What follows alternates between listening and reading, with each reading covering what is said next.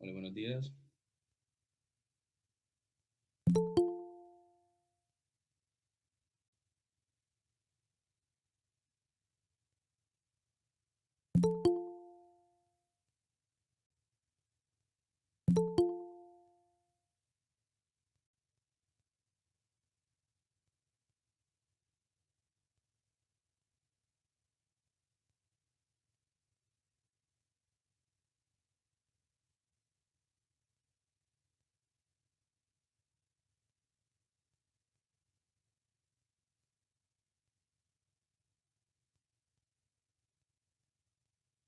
¿Sí están viendo todos? Bueno, primeramente, buenos días. ¿Cómo están ustedes, muchachos?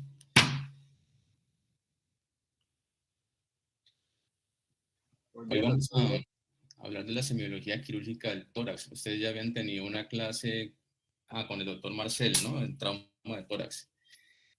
Pues la semiología, como ustedes saben, es algo muy esencial en su práctica médica. Lo importante de discernir ante síntomas y signos que nos muestra el paciente. Entonces, es algo breve, pero realmente muy importante, ¿no? Al momento de atender al paciente en la urgencia. Y más que nosotros que necesitamos tomar conductas de forma rápida al momento de pacientes con trauma, pacientes que tienen realmente una urgencia. Lógicamente, para hablar de semiología tenemos que recordar un poquito de anatomía. Lo importante de esto, ya cosas que ustedes ya manejan, es las relaciones, ¿no? Lo importante de manejar y de entender que el tórax no solamente contiene pues el pulmón, sino también contiene en el mediastino el corazón. Y en la parte posterior al corazón tenemos también el paso de la vía aerodigestiva. Importante también la relación que tiene con el cuello. Sabemos que hay lesiones que comprometen el cuello, que también tienen repercusión a nivel del tórax. Por lo consiguiente, pues tenemos que relacionar ambas cosas. Con respecto al tórax, pues bueno, ya ustedes saben que tiene su parte esquelética, los arcos costales, el esternón por delante, y importante también la cúpula diafragmática. Es un músculo importante en la respiración. Recordar que también la relación que hay entre tórax y abdomen, porque estos arcos costales hay una parte que recubre los órganos abdominales. Igualmente, a nivel del quinto espacio intercostal hacia abajo, de la línea mamaria hacia abajo, se llama una zona transicional entre tórax y abdomen. Entonces, que lesiones allí por debajo de esa línea o de ese espacio pueden comprometer también órganos abdominales. Por eso la importancia de recordar esta situación anatómica. Aquí un poquito pues también de la parte anatómica, de recordar a nivel de los espacios intercostales, los músculos intercostales que también nos sirven como músculos accesorios de la respiración. Y un dato también importante al momento, por ejemplo, de realizar una toracotomía para un drenaje pleural, necesitamos saber la anatomía donde se encuentra el paquete vascular nervioso, que es por debajo de la costilla. Entonces uno entra por el reborde superior de esa costilla para no lesionar este paquete vascular nervioso. Por eso la importancia de recordar la anatomía. Y como les decía, lo del diafragma, pues es el músculo más importante de la respiración. Él se contrae en la inspiración y se relaja en la expiración. Y pues también envuelve su cúpula, también envuelve los órganos abdominales, por ejemplo, el hígado del lado derecho, del lado izquierdo está el estómago, está el vaso. Y su ruptura, pues en el momento de un trauma o en el momento de una herida cortopunzante o por arma de fuego, recordar que hay compromiso, puede haber compromiso tanto a nivel del tórax como a nivel abdominal. Recordar también el parénquima pulmonar, ¿ok? Del pulmón derecho que tiene 3 lóbulos, el pulmón izquierdo tiene 2, y sus relaciones también, pues como lo hemos dicho ahorita, con respecto a la parte vascular y a la silueta cardíaca. También tenemos los compartimientos del mediastino, como el mediastino anterosuperior, mediastino medio y el posterior, ¿ok? Recuerden ustedes que por las fascias que recubren tanto a nivel del cuello que van hacia el tórax, Por eso hay una comunicación entre lesiones que ocurren en el cuello o, por ejemplo, lesiones traqueoesofágicas, perforaciones del esófago que pueden llegar a producir mediastinitis por esa comunicación de las fascias. Y recordar también que pueden haber abscesos allí. Entonces, recordar las partes anatómicas para tener un diagnóstico certero. Entonces, ya entrando en el tema de la semiología, pues la exploración física del tórax comprende varias etapas que ustedes ya la conocen, que es la inspección, la palpación, la percusión y la auscultación. Entonces vamos a dividirlas, o vamos a hablar de cada una de ellas. Para saber, pues, una inspección adecuada del tórax, pues, igual como el abdomen, lo hacemos también por zonas topográficas. Entonces tenemos que saber, dentro de los límites anatómicos, dónde nos encontramos. Entonces, por eso estas imágenes que nos hablan de la línea medio esternal, de la fosa yugular, del apéndice sifoides y de las diferentes líneas que podemos trazar a nivel de la simetría del tórax, precisamente para establecer si hay o existe alguna alteración anatómica y ubicarlas en qué tipo o en qué espacio topográfico, y dependiendo de esto, pues vemos también qué órgano puede estar afectado. Entonces, en la parte lateral tenemos las líneas axilar anterior, la línea axilar posterior, que también nos sirve mucho para qué, para tener en cuenta al momento del diagnóstico de un trauma, eh, saber qué posible lesión pueda haber ocurrido, y en este caso también para la toma de decisión de colocar un drenaje torácico. Importante también es para establecer, por ejemplo, en el trauma cardíaco, establecer la región precordial y qué tan grave o qué implica esta lesión a nivel de estructuras, por ejemplo, el corazón. Entonces, esta es una visión posterior de la pared torácica posterior, línea axilar, esta del lado lateral. En la parte posterior también tener en cuenta los espacios escapulares a nivel de tanto parte superior como la parte inferior. Y así también limitamos realmente hasta dónde llega la caja torácica. Estos espacios también son muy importantes por la región supraclavicular o la región supraesternal, pues porque ahí, como recordemos, está en la zona 1 del cuello y hay estructuras vasculares de suma importancia al momento de un trauma. Entonces, tener en cuenta la ubicación, puede haber una alteración a nivel de la región supraclavicular, donde exista hematomas expansivos o donde por una lesión vascular importante. Igualmente que la región infraclavicular, pues también por lesiones vasculares a nivel del parénquima pulmonar. La región mamaria también es importante tener en cuenta. Aquí pues lo mismo, la parte axilar, la parte escapular. Todo esto pues de manera topográfica para establecer dónde estamos o en qué lugar vamos a explorar. También ver, por ejemplo, en la parte de inspección, no solamente, sino en la parte auscultatoria también. Entonces, hablando de la parte de inspección, pues tenemos una inspección estática y una dinámica. La estática, pues simplemente el paciente se encuentra ya sea o acostado o sentado, simplemente lo que vamos es a observar ese tórax, a establecer si hay asimetría, si hay realmente un abombamiento, ya sea por un derrame, por un neumotórax hipertensivo o una retracción a nivel de la pared torácica. ¿Ok? Vemos los tipos de ectoras. Cuando hablamos de tipo de ectoras, recuerden que hay alteraciones o deformidades que son congénitas, ¿no? Entonces está el pectus, el excavatum, todas aquellas alteraciones o deformidades congénitas del tórax, pues que no vale la pena hablar ahorita porque esas ya son patologías congénitas y no son patologías que nos lleven a una urgencia o que nos diga que está pasando algo agudo. Lógicamente, no solamente vas a ver la forma, sino también vas a ver la superficie de ese tórax, qué alteraciones hay a nivel de la piel, de las partes blandas del tórax.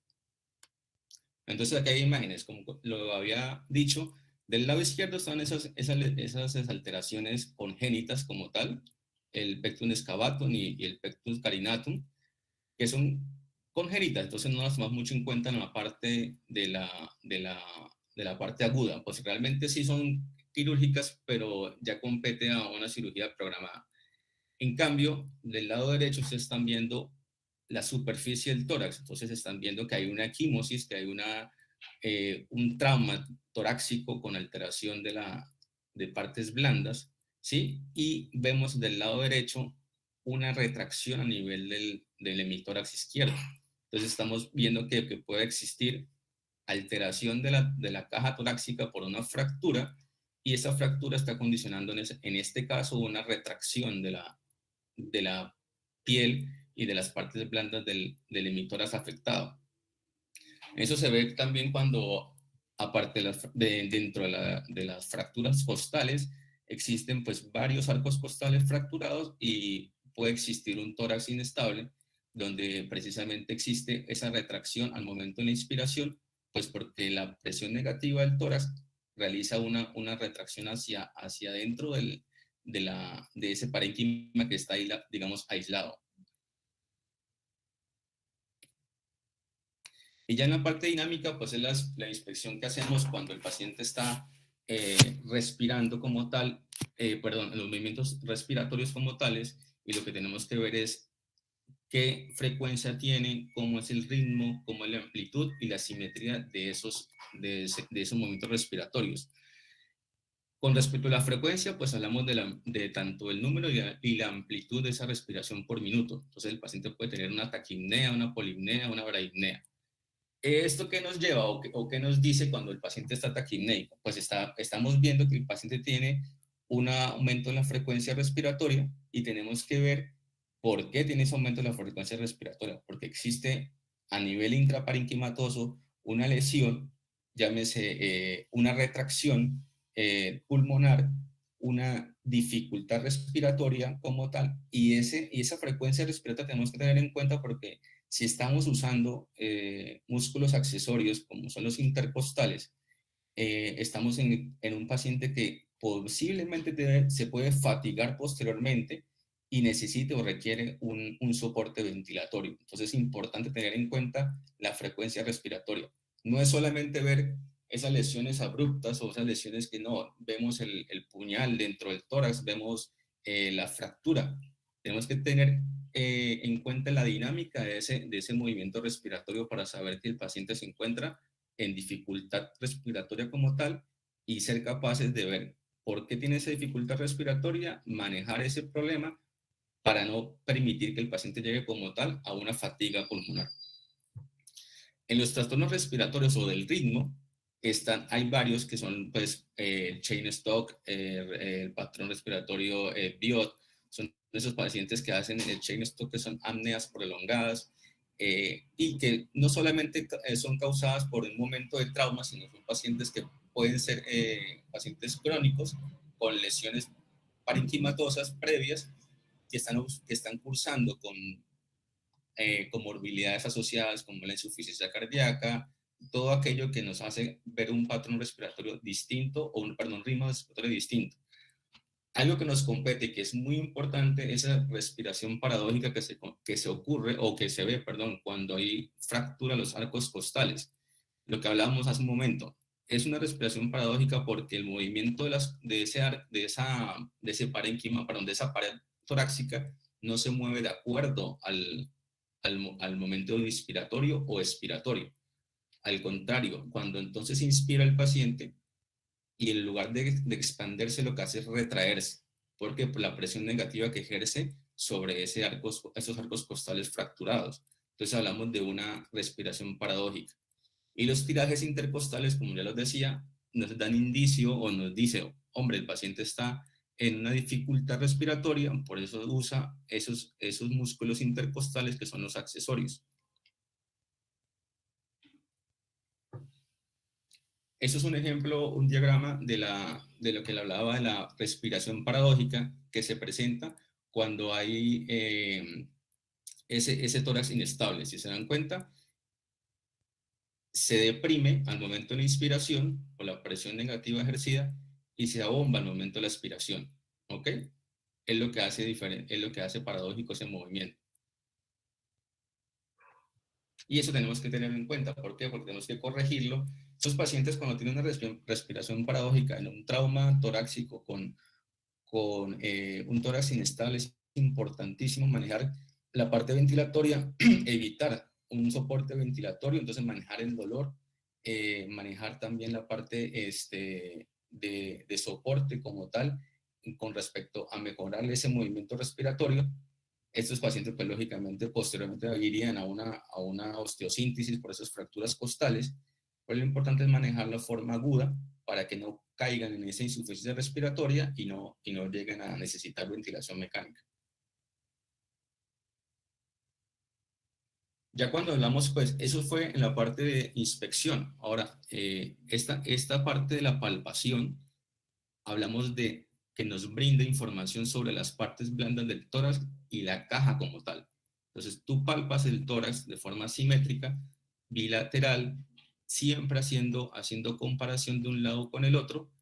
No solamente te vas a enfocar en el tórax, como lo decía, tienes que enfocarte tanto en el cuello, a nivel del cuello, para observar si hay alteraciones que puedan también comprometer el tórax.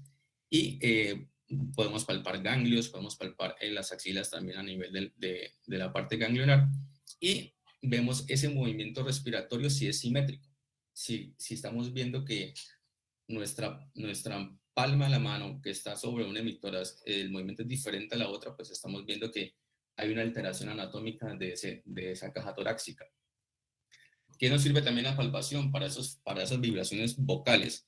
Más que todo para discernir o diferenciar entre esos síndromes pleurales donde hay o condensación o cuando hay neumotórax. En la condensación hablamos que las vibraciones vocales están aumentadas. Esas condensaciones hablamos cuando hay una neumonía.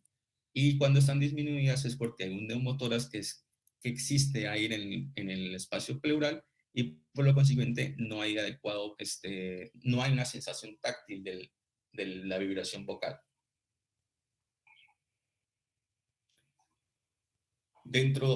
Antes de hablar de la percusión, dentro de la palpación, pues lógicamente vas a sentir y palpar los arcos costales, que es para también diagnosticar si existe algún escalonamiento a nivel del arco costal. Entonces puede hacer diagnóstico de alguna fractura costal. También pues ves si existe abombamiento a nivel de las partes blandas, como llámese un hematoma. Puedes también palpar un enfisema subcutáneo. El enfisema subcutáneo es importante porque es un signo que nos dice que hay salida de aire del alvéolo y que a su vez hay una salida por una ruptura de la pleura parietal y se ubica el aire a nivel del tejido subcutáneo. Y no solamente es causado por lesión parenquimatosa pulmonar, también puede ser por lesiones traqueales o lesiones de la vía digestiva, que hacen que exista una salida de ese aire a nivel del espacio, del tejido subcutáneo. Entonces, tener en cuenta eso, ¿por qué? Porque el paciente puede estar estable, puede tener existencia de un neumotórax y nosotros pues no tenemos, digamos, esa repercusión grande del neumotórax, pero sí sabemos que hay una ruptura a nivel de esa pleura parietal que hace que exista la salida de aire a nivel del tejido celular subcutáneo. Y importante diagnosticarlo también porque ese aire, ese enfisema, si se extiende al cuello, puede existir también compresión a nivel del cuello por la presión que genera ese aire a nivel de las partes blandas. Y hay que hacer diagnóstico de qué lesión tenemos, si tenemos una lesión del parénquima pulmonar o una lesión a nivel de la vía aerodigestiva, a nivel del cuello o el mismo tórax. Entonces es importante la palpación, no solamente es observar, es también tocar, es palpar bien ese tórax para ver las deformidades, para ver ese enfisema subcutáneo, por ejemplo, también para diagnosticar la simetría que puede existir entre movimientos respiratorios. Y la percusión, pues es otro de los parámetros que te tienen en cuenta a nivel de la semiología. realmente es una manera de hacer, de diagnosticar o diferenciar qué puede estar pasando a nivel del parénquima pulmonar, y se hace percusión sobre la mano izquierda, se percute con la mano derecha a nivel de las interfalángicas, con golpes secos, y que la idea de esto es con la presencia o la ausencia de, o digamos, líquidos a nivel tanto a nivel alveolar o líquido a nivel de la pleura, eso nos da o nos dice diferentes percusiones como mate cuando es condensación, timpanismo cuando hay aire a nivel pleural como el neumotórax. Entonces nos da esos parámetros diferenciales para hacer un diagnóstico. Otra cosa importante pues es la auscultación. Recuerden siempre tener un fonendo, porque es que nos acostumbramos en la parte quirúrgica a no cargar el fonendo, entonces es importante la auscultación. Un paciente que te llega con un trauma, es importante establecer si ese espacio pleural está ocupado por aire o por sangre o por un derrame. Entonces, siempre es importante auscultar, hacerlo de forma simétrica, ¿ok? Siempre, tanto en la región anterior como en la región posterior, ¿ok? Se sigue una secuencia descendente, va desde arriba hacia abajo. Siempre es más audible las vibraciones, perdón, el murmullo vesicular a nivel subescapular, es más audible allí. Entonces siempre hacerlo. Esta imagen es para que tengan en cuenta que se debe hacer simétrico, o sea, bilateral. Por eso aparece 1 y 1, 2 y 2, 3 y así, para que sea simétrico, para comparar cada campo pulmonar. Y de esa manera tú diagnosticas y haces diagnóstico diferencial sobre la presencia de ese murmullo vesicular o la ausencia del mismo por alguna patología, llámese neumotórax, llámese derrame pleural, que está haciendo que haya disminución del murmullo vesicular. Entonces, ¿qué vas a escuchar a la auscultación? Vas a escuchar a nivel del cuello un ruido laringotraqueal, que es el simple paso del aire, que es soplante a nivel de las vías aéreas superiores. Y en el pulmón lo que vas a escuchar es un murmullo, que es el sonido que se escucha al momento de la apertura de esos alvéolos a la entrada del aire. ¿Ok? Y lógicamente se escucha se escucha en el sitio donde está el parénquima pulmonar adherido al tórax.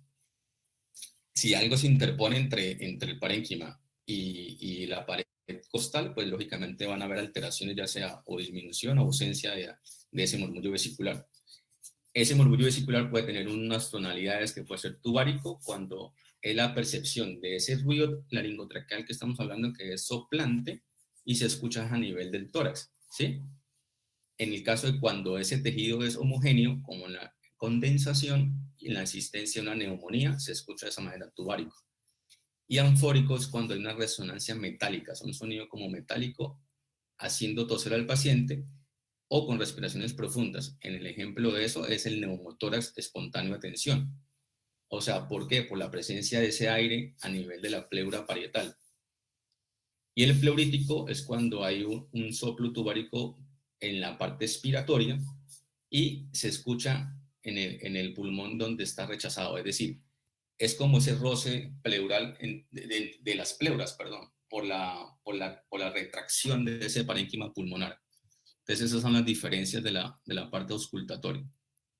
Y las resonancias vocales es simplemente, tú pones a hablar al paciente y es esa resonancia de la vibración vocal al momento de decir palabras o consonantes, y cuando es normal no se escucha bien, o sea, no se identifican bien las sílabas. Cuando es una broncofonía fisiológica normal. Cuando no lo es así, puede aumentar la intensidad de esa voz o la resonancia, ¿ok? Eso cuando hay condensación pulmonar. Cuando hay pectoriloquia es donde hay condensación y a diferencia de la broncofonía, las palabras se reconocen con claridad. O sea, el paciente dice la consonante y se escucha con mucha claridad que eso es fuera de lo normal. ¿Ok? Y la egofonía es modificación de la voz transmitida que se escucha estridente, aguda y con un carácter tembloroso. Esto en el caso de las pleuritis. Realmente, pues, estos son cosas que se hacen en la parte semiológica eh, para discernir o diferenciar entre neumonía, entre derrame pleural, entre neumotórax. Y pues eso es un cuadro que, pues, lógicamente no se lo van a aprender de una vez, pero es como para tener en cuenta es esas diferencias, ¿no? Entre la parte estática, dinámica de la exploración semiológica, la palpación, la percusión y la auscultación, y cada patología que se puede encontrar. Entonces, la telectasia, la condensación, el neumotórax. En nuestro caso, más que todo, es como para diferenciar en la urgencia como tal, esa posible derrame, ese posible neumotórax agudo, y también los procesos neumónicos que nos llevan a condensación o a telectasis. En nuestros pacientes quirúrgicos es muy importante hacer diagnóstico de las atelectasias. ¿Por qué? Porque son ese parénquima que se retrae, ¿sí? Que entonces no permite que haya una adecuada ventilación, y esto nos da también sintomatología y nos puede dar presencia de fiebre en el paciente en el postoperatorio. Entonces, tener muy en cuenta la atelectasia. Quería comentarles también que dentro de la semiología, pues también existe una manera de evaluar ese tórax, y es de la forma radiológica. Pues tenemos a la mano una radiografía del tórax o una tomografía, y tenemos que echarle mano a ese estudio radiológico. ¿Para qué? Para hacer diagnóstico, para corroborar lo que hemos visto a nivel de la parte semiológica, y tener una correlación. ¿Por qué es importante? Porque a veces nos dan una radiografía y no sabemos cómo interpretarla, no sabemos qué es lo que estamos viendo, cómo diferenciar entre una patología y otra, y qué es lo normal y qué es lo anormal.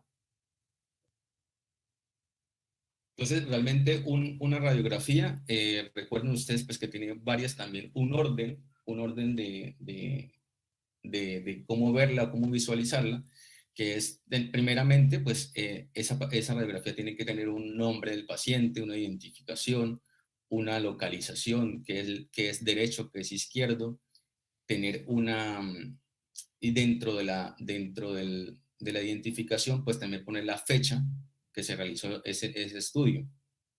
En este caso, pues lo que nos están mostrando es una radiografía normal, una adecuada expansión pulmonar, y vamos a ver no solamente el parénquima como tal, sino las estructuras óseas, que es importante para establecer tanto alteraciones anatómicas y posibles lesiones a nivel de los arcos costales, ya sea a nivel también de la misma columna vertebral. Es importante ver la columna de aire a nivel de la tráquea, que sea central, ¿sí? Y aquí nos muestra, por ejemplo, que los arcos azules, ¿sí? Son los posteriores, y los arcos rojos son los anteriores. ¿Ok? Entonces, para una adecuada radiografía, pues tienen que verse por lo menos los 6 arcos costales anteriores. No solamente vamos a ver el parénquima pulmonar, también tenemos que ver la silueta cardíaca, ¿sí? Entonces hay un índice cardiotorácico que no debe ser superior a 0,5, que es simplemente el diámetro de la silueta cardíaca sobre el diámetro de la silueta, desde la reja costal derecha hacia la contralateral. Y esto no debe ser mayor al 0,5. Entonces, como lo había dicho, identificación del paciente, aspecto general de esa radiografía, que es la posición del paciente. ¿Qué sucede con mucha frecuencia? Que es que esos pacientes que son con trauma, en ocasiones el paciente está en muy malas condiciones, y el paciente está acostado, le toman una radiografía acostada. Realmente a nosotros nos sirve es una radiografía o ya sea de pie o sentado, para tomar una proyección póstero anterior, ¿sí? La inspiración debe ser una inspiración máxima, donde tú puedas observar máximo 6 arcos costales anteriores y 10 posteriores. Y con respecto a la exposición, hablamos de que una radiografía es buena cuando tiene una buena exposición, donde no se sobrepase, porque cuando existe un aumento de la radiolucidez, o cuando se ven negras esas radiografías totalmente, es porque es demasiado hay demasiada exposición a rayos X, y cuando son blandas es porque entonces se ve mucho, no hay tanta penetración o exposición, y se ven más las estructuras óseas o las partes blandas que el parénquima pulmonar. Entonces tiende a dar mala información sobre esa parte.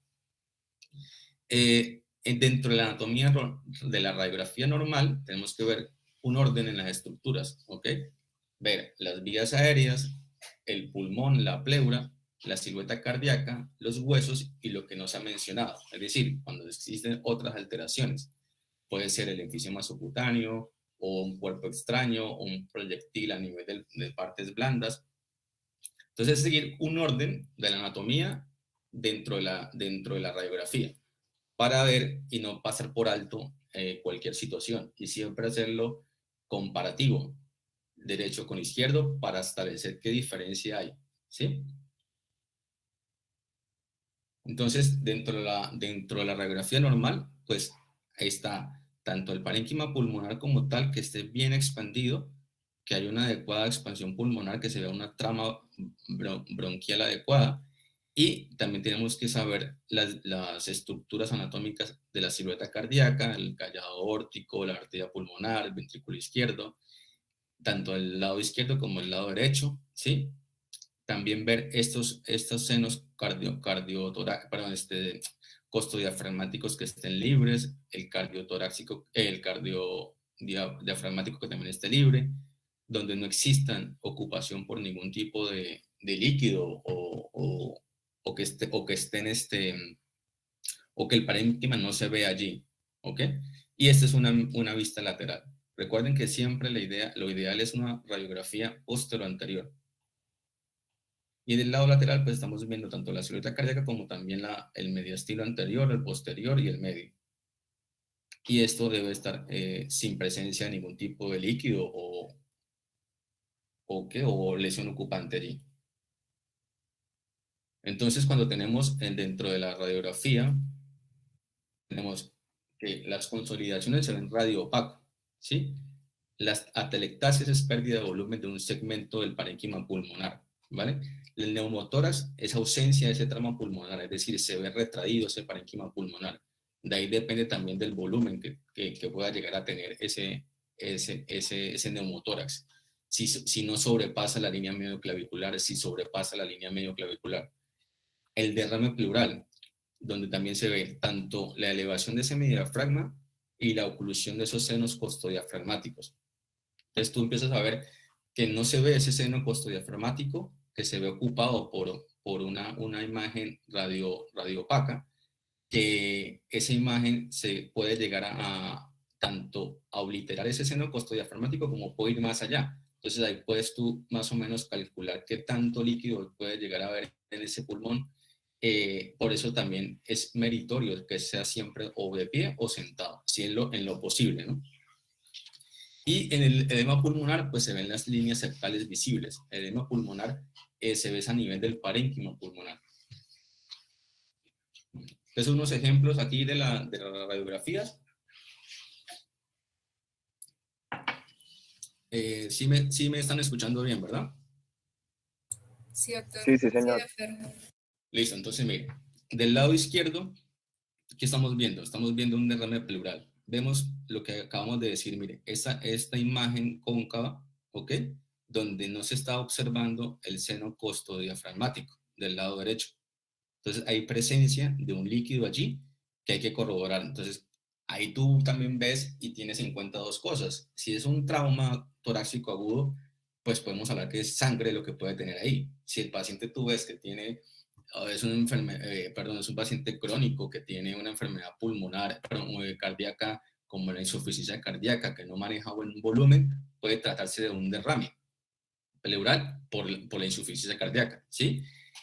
También puede tratarse, si estamos hablando en el contexto de un paciente neoplásico, pues de un derrame pleural paraneoplásico, y existe la posibilidad de que sea un volumen alto porque ese paciente no maneja adecuadamente los líquidos y no hay una adecuada absorción de ese líquido pleural, ¿sí? Por el compromiso linfático, por el compromiso de ese tumor. Entonces, tienes que también contextualizarse ante qué paciente estás.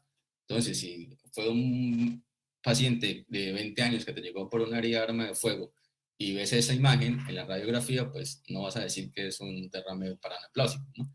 Vas a pensar que es sangre, ¿listo? Y dependiendo también de cómo se lo pudieron haber explicado el doctor Marcel en el trauma de tórax, dependiendo de qué tan volumen tenga a nivel de ese hemotórax, pues se determina si es quirúrgico o no, ¿sí? Ahí también depende de los volúmenes, pero eso se obtiene al momento de hacerle la toracotomía con drenaje, colocándole un tubo a tórax. En la imagen del medio, pues, ¿qué están viendo? Es un paciente que tiene una neumonía, o sea, hay una consolidación, hay una imagen radioopaca a nivel del pulmón izquierdo, donde está comprometiendo el lóbulo superior, y vemos que, lógicamente, si fuese un derrame, pues también estaría, si fuese líquido, también estaría borrado o abolido el seno costodiafragmático izquierdo, pero en este caso solamente ven la imagen a nivel medial del lado izquierdo. Entonces, eso es una consolidación que puede ser.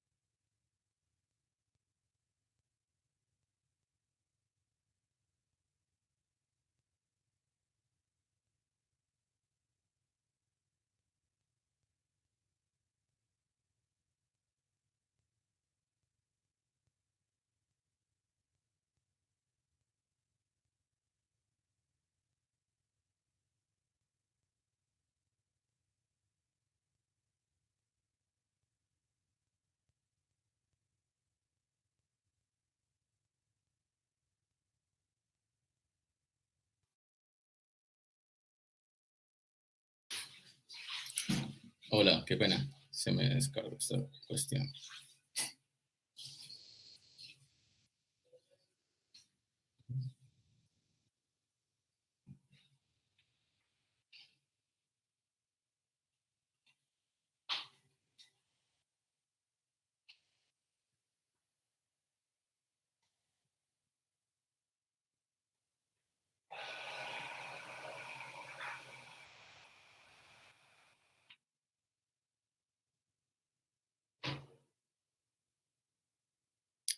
Listo, ahora sí están viendo.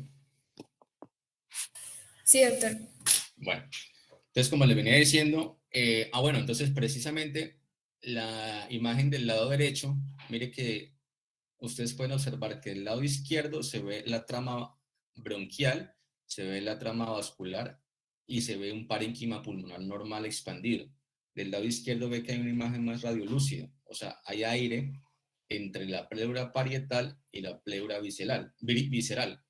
Estamos en la presencia de un neumotórax, ¿ok? En este caso. Mire que el parénquima pulmonar, eso es una línea que se observa donde ves parénquima del pulmón retraído y ves aire del otro lado, o sea, una imagen radiolúcida.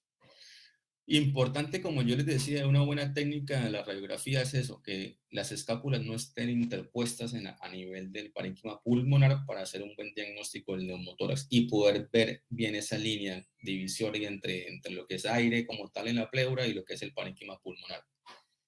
En este caso, pues mire que sobrepasa, es menor, es una línea a nivel medio clavicular y es menor a esa línea imaginaria que podemos tener allí.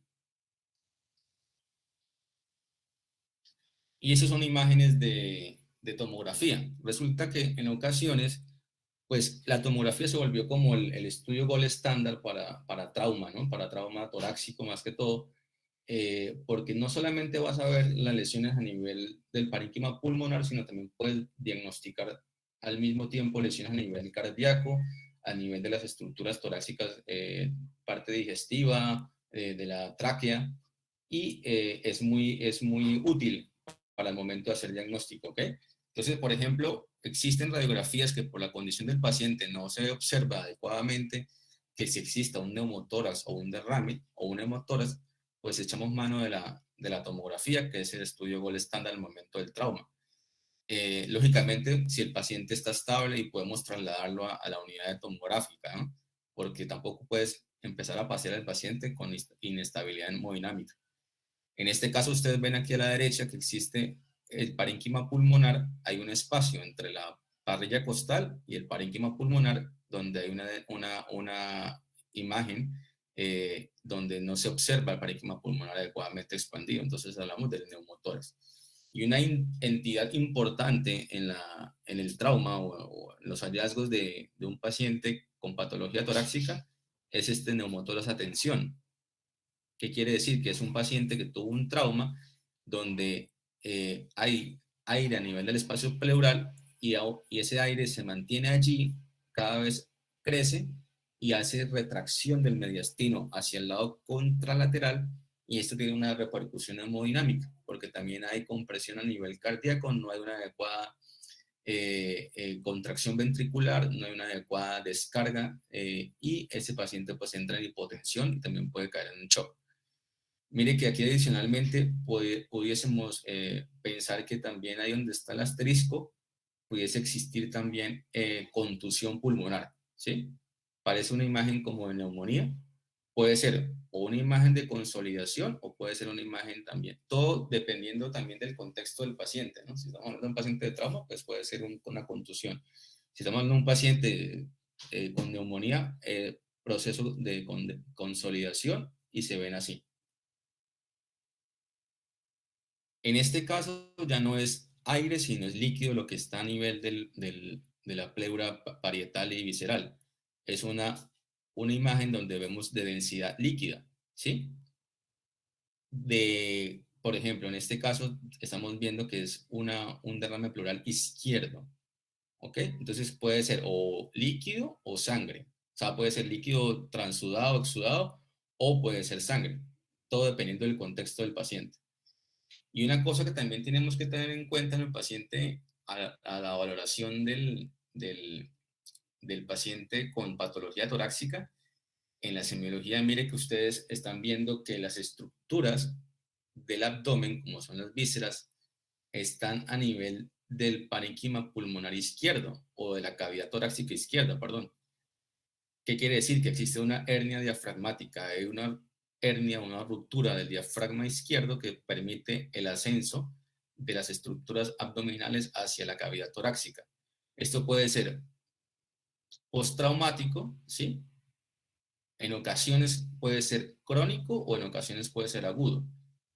En muchas ocasiones ha pasado de que el paciente ha tenido un antecedente, una herida toracoabdominal, por eso le hablaba de la importancia de ese límite o de esa zona transicional entre tórax y abdomen. Tiene una herida por arma cortopunzante bueno, sí, más que todo por arma cortopunzante, que son las que pasan inadvertidas, y esta herida produjo una lesión del diafragma donde hubo una ruptura de ese músculo, pudo haber sido algo pequeño, pero con el tiempo, por la presión negativa que ejerce la cavidad torácica, tracciona las estructuras abdominales hacia la cavidad torácica. Entonces eso con el tiempo va creciendo y puede herniarse, ya sea estómago, colon, cualquier cosa a nivel de la cavidad torácica. Entonces hacemos diagnóstico de una hernia diafragmática. Y usted solamente con auscultar también puede hacer el diagnóstico, porque si usted ausculta a nivel del parénquima pulmonar, ruidos, ruidos intestinales, pues hace el diagnóstico, ¿sí? Y de este lado, pues vemos la misma patología, pero de forma lateral, y estamos viendo que, mire, que a nivel de la cavidad torácica existe la ocupación por elementos de la cavidad abdominal. Entonces estás ante una hernia diafragmática, que en los casos agudos se ha presentado que el paciente viene por obstrucción intestinal posterior con antecedente de una herida toracoabdominal y hemos visto que se obstruye lógicamente por esa compresión que hace el anillo herniario a nivel diafragmático y puede estar comprometido cualquier estructura. Hemos visto casos del estómago con necrosis del estómago, entonces hay que hacerle gastrectomía, o sea, son un cuadro muy abrupto, muy mórbido, donde hay que hacer resecciones intestinales y simplemente eso se pudo haberse evitado con un adecuado estudio, ya sea en el momento agudo del trauma. Si se hace diagnóstico de esa lesión toracoabdominal, lesión del diafragma, pues puede evitarse eso. Entonces ahí ustedes vieron las diferentes imágenes, tanto de neumotórax, la imagen de derrame, ¿ok? Y la imagen de una hernia diafragmática. Entonces la tomografía es muy útil. Les quise traer estas partes de la parte de imágenes, pues porque es algo muy complementario que ustedes van a manejar y también van a tener en cuenta para el momento de tomar una conducta. Entonces tú puedes manejar el paciente, hacer una evaluación inicial, estabilizar al paciente o en su defecto el paciente es crónico, entonces puedes tomar una adecuada conducta con ayuda de las imágenes de radiología. Entonces eso también nos sirve como complemento en la parte semiológica. Bueno, muchachos, eso era lo que les quería traer hoy para su semiología quirúrgica. Realmente es importante no olvidar ese orden para no dejar desapercibido ningún tipo de lesión y poder hacer un tratamiento adecuado. No sé si tengan alguna duda.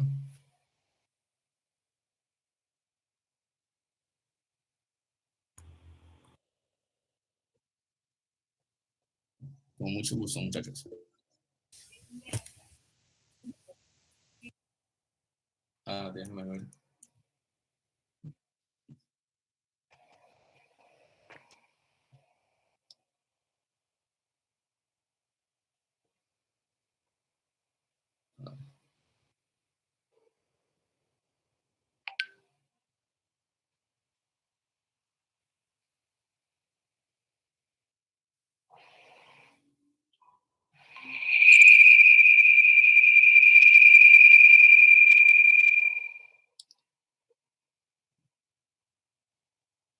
No sé por qué no logro ver las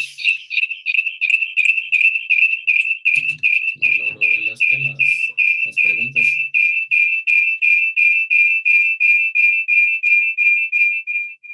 Doctor, en la parte de un paciente con función renal comprometida, la TAC con contraste, ¿puede estar indicada o no? No, pero no sé por qué. Dame un segundo, ¿por qué pasa esto?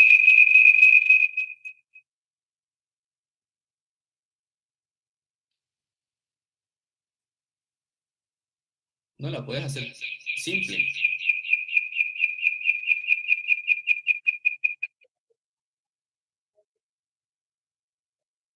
Ya, sí.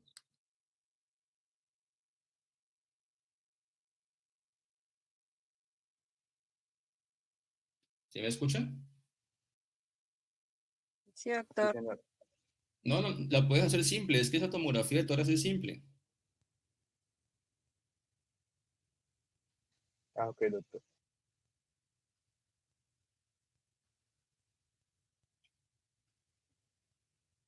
Ya cuando quieras hacer otro tipo de diagnóstico, lesión vascular o algo en el trauma, pues ya tú puedes pedir un angiotac, pero en este caso es una tomografía simple. No necesitas contraste para definir el neumotórax ni para definir el derrame pleural o el hemotórax, Ah, listo, doctor, gracias. ¿vale?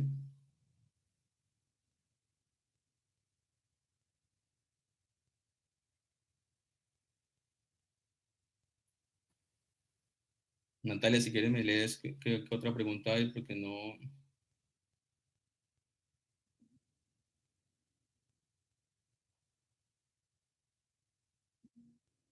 Ok. ¿Alguien más? No sé qué dudas tengan.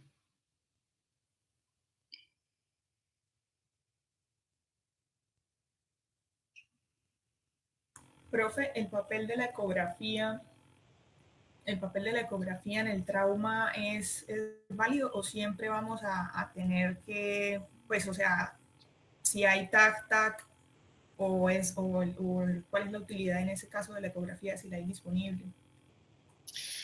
Pues mira que realmente para el trauma de tórax, pues lo indicado, el gol estándar es la tomografía, ¿sí? Eh, pero en ocasiones, cuando no es trauma, sino es patologías crónicas, simplemente un ecobarrido de tórax nos puede hablar de que exista un derrame pleural, pero realmente no es como, digamos, el estudio indicado para estudiar el tórax, ¿sí? Pero puede funcionar como diagnóstico al momento de hacerle una ecografía, digamos que necesitas una ecografía abdominal y pues simplemente el radiólogo puede extenderse hacia las bases pulmonares y hacer un eco torácico o sí, de tórax. Ah, ya veo, gracias, profe. Vale.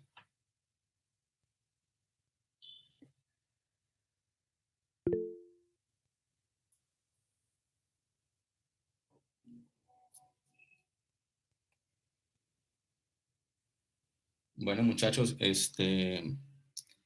estamos pues, pendientes con la otra clase y bueno, muchas gracias por su atención. Espero que hayan quedado claras las dudas. Muchas Gracias, gracias, doctor. doctor. Que tenga buen Gracias, día. doctor. Vale.